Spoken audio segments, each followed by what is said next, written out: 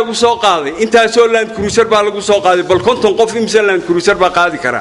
shan haday u fulaan waa 10 land cruiser saddex udheel oo wadada jigjigeer ku taxan baa lagu qaybiyo lagu daadiyay waxa la yaalo waxay siteen garan mayno waa madaarkaas waa halaq mareen waa madaxtooyada waa halaq mareen kale bisha sideedeedii 100 suldaan baa loo yeeray waxa la yiri nimankan qaabila wasiiradu markay ka hadlayaan idaacadaha waxay yiraahdaan uma naayeelin madax dhaqameed baa ahayn 18 mayna meeshii dhex joogeen madaxweynaha la joogeen waa khiyaamo qaran weey waa dhagar qaran weey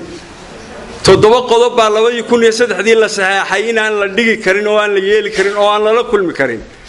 shirkii February ee 2012 laba qodob baa loo ogolaaday qodobka koowaad xukuumaddu way ka qayb gali kartaa shirka London way ka qayb gashay qodobka labaad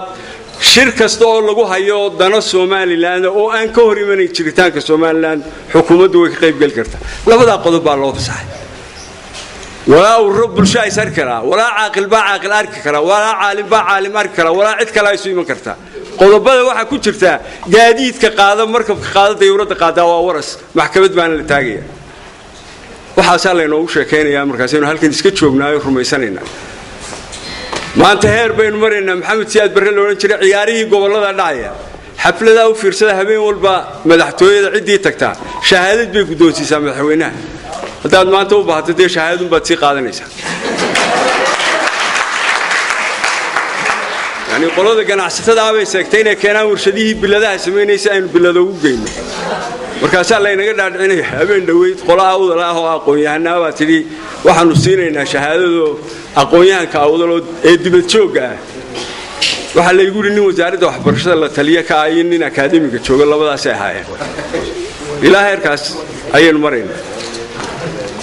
waxaan hadalka ku soo ururinayaa madaxweynuhu shalay markuu meey ka hadlayay wuxuu yiri markaan soo xigano khudbadiisii gaabnayd dhaliilaha waanu qaadanaynaa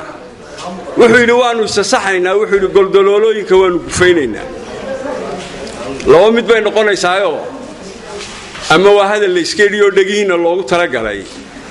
ama waa isbedel ka socda madaxtooyada wax khayr laga filmaynaa dabeedna waxaan ku leenahay madaxweynaha haday dhabka tahay hal imtixaan baa ku hor yaalo hubaal iyo haato